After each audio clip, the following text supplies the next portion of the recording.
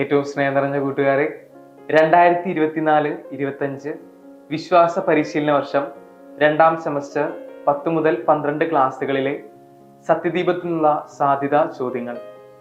ചോദ്യം 1.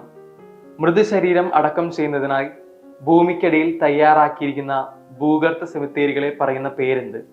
ഉത്തരം കാറ്റകോമ്പുകൾ. ചോദ്യം 2. എല്ലാ കുടുംബങ്ങൾക്കും സമൂഹത്തിനുമുള്ള ആനന്ദത്തിന്റെയും പ്രത്യാശയുടെയും സ്രോതസ്സാണ് മക്കൾ. അതുകൊണ്ട് മക്കളെ സമ്പാദിക്കുക. ആരുടെ വാക്കുകളാണിത്? ഉത്തരം ഫ്രാൻസിസ് മാർപ്പാപ്പ. ചോദ്യം 3.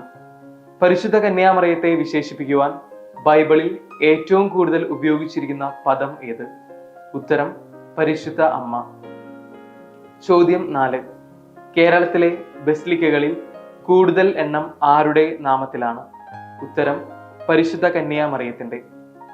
ചോദ്യം 5. പരിശുദ്ധ അമ്മയുടെ വണക്കത്തിന് പ്രതിഷ്ഠിക്കപ്പെട്ടിരിക്കുന്ന മാസങ്ങളും അവ എന്തിനാണ് പ്രതിഷ്ഠിക്കപ്പെട്ടിട്ടുള്ളത് എന്നും എഴുതുക. ഉത്തരം മെയ് മാസം വണക്കമാസമായും ഒക്ടോബർ മാസം ജപമാല മാസമായും. ചോദ്യം 6.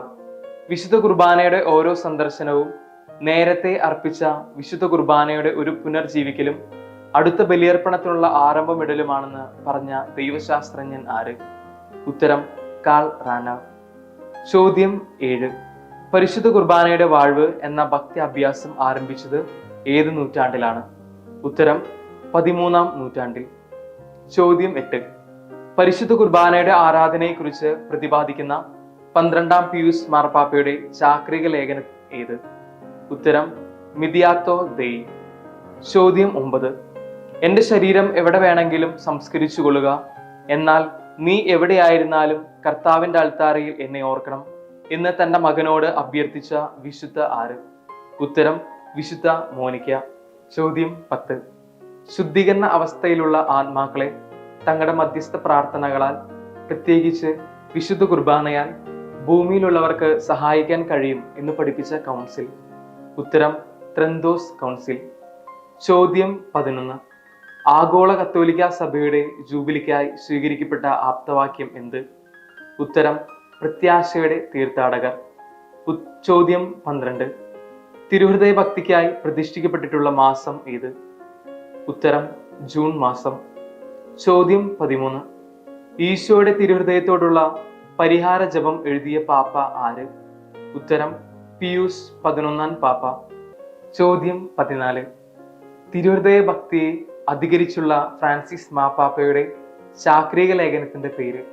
ഉത്തരം ദി ലെക്സിത് നോസ്. ചോദ്യം 15. തിരുഹൃദയ തിരുനാൾ ആഘോഷിക്കുന്നത് എന്ന്?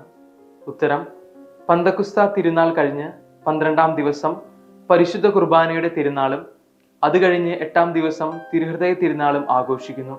ചോദ്യം 16. പ്രകാശത്തിന് 3 അർത്ഥതലങ്ങളാണ് ആരാധനക്രമത്തിൽ വിശുദ്ധ കുർബാനയിലും മറ്റു കൂദാശകളിലും ഉള്ളത്. ഏവ? ഉത്തരം ദൈവത്തിന്റെ സാന്നിധ്യത്തെ അനുസ്മരിപ്പിക്കുന്നു, ബഹുമാന സൂചകമായി ഉപയോഗിക്കുന്നു, അലങ്കാരത്തിനും ആഘോഷത്തിനും വേണ്ടി ഉപയോഗിക്കുന്നു.